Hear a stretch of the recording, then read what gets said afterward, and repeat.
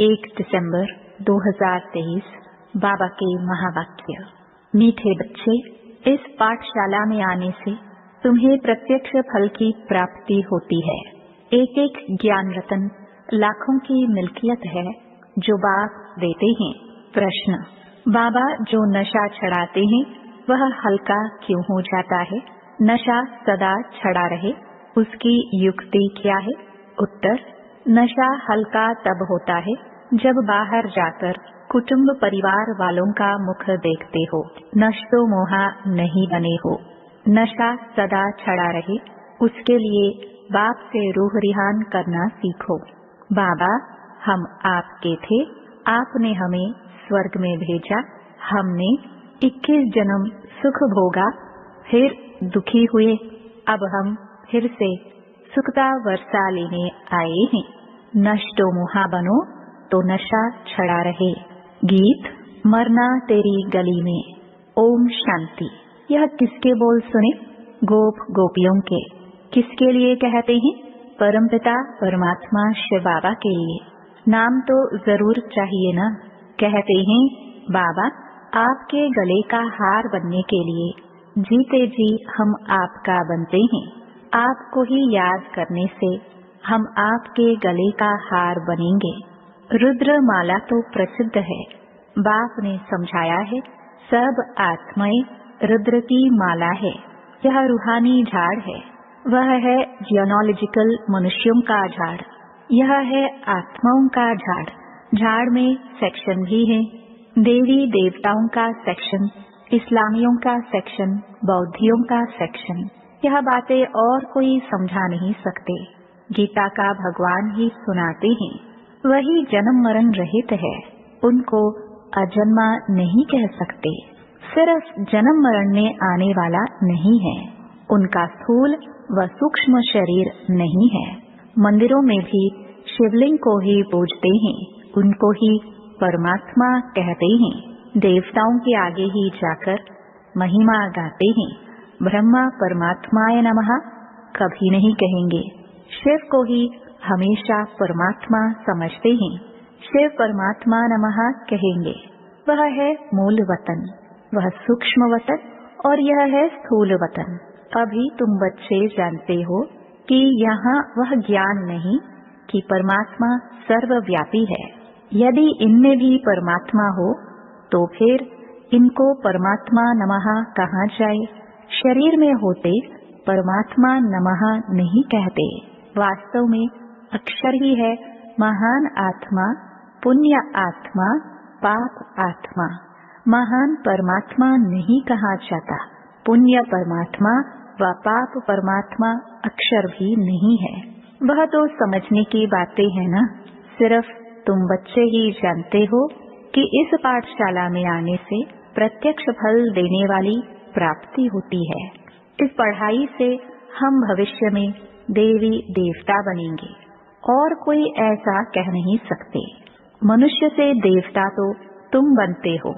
देवताओं में प्रसिद्ध हैं लक्ष्मी नारायण, इसलिए सत्य नारायण की कथा कहते हैं। नारायण के साथ लक्ष्मी तो जरूर होगी। सतराम की कथा नहीं कहते, सत्यनारायण की कथा कहते हैं। अच्छा, उससे क्या होगा? नर से नारायण बनेंगे। बैरिस्टर द्वारा बैरिस्टर की कथा सुन बैरिस्टर बनेंगे। यहाँ तुम आते ही हो भविष्य 21 जन्मों की प्राप्ति के लिए। भविष्य 21 जन्मों की प्राप्ति भी तब होती है जब संगम युग होता है।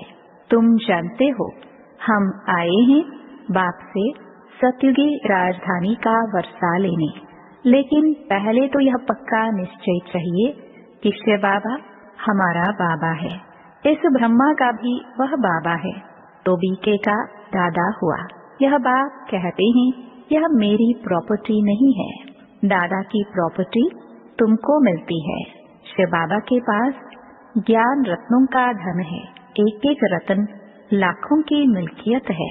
इसकी कीमत इतनी भारी है जो 21 जन्म के लिए राज्य भाग्य कोई के स्वप्न में भी नहीं होगा। लक्ष्मी नारायण आदि की पूजा तो भल करते आए हैं, परंतु यह किसको पता नहीं कि इन्होंने यह पद कैसे पाया।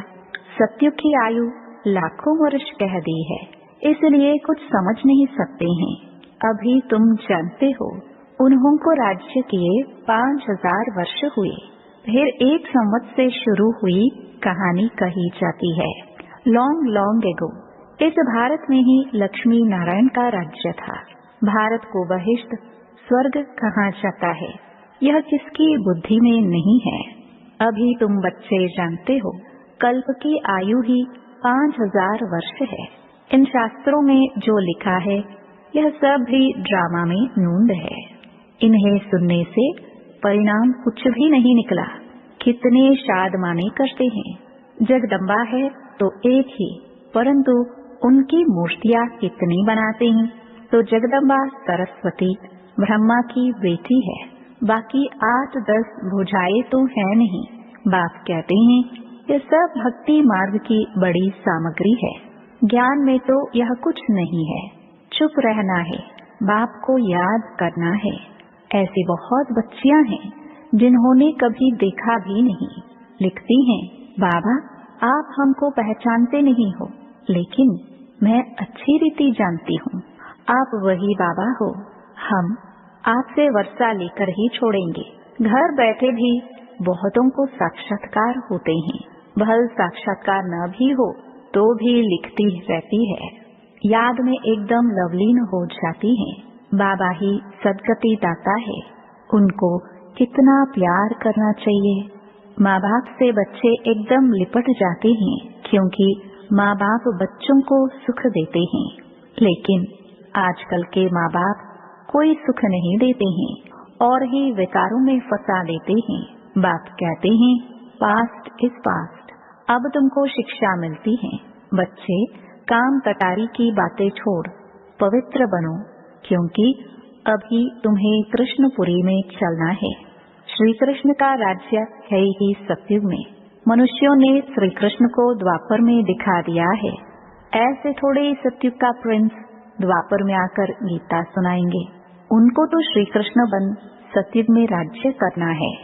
भगवान वाच्य, इस समय सभी मनुष्य मात्र आसुरी स्वभाव वाले हैं। उनको दैवी स्वभाव वाला बनाने गीता का भगवान आते हैं।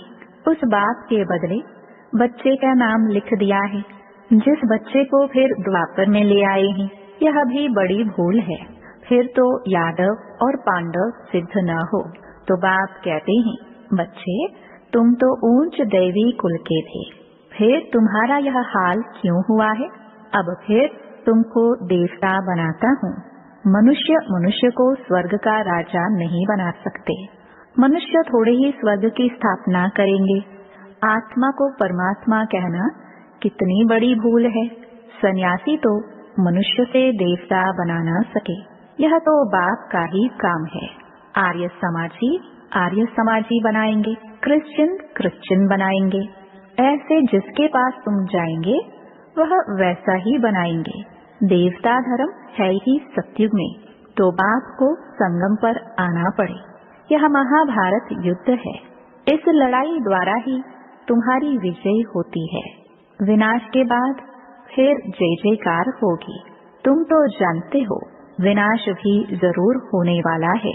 आज कोई तख्त पर बैठा तो उनको उतारने में देरी थोड़ी करते हैं। क्या इसको स्वर्ग कहेंगे? यह तो पूरा नरक है। इसको स्वर्ग कहना तो भूल है। मनुष्य कितने दुखी हैं। आज कोई जन्मा तो खुशी सुख और मरा तो दुख। यहाँ तो सबसे नष्टो मोहा होना पड़े, नहीं तो बाबा सर्विस पर जाने के लिए कभी नहीं कहेंगे। बाबा कहते, मैं तो नष्टो मोहा हूँ, किसी चीज में मोह क्यों रखूं? मैं कोई गृहस्थी थोड़ी हूँ।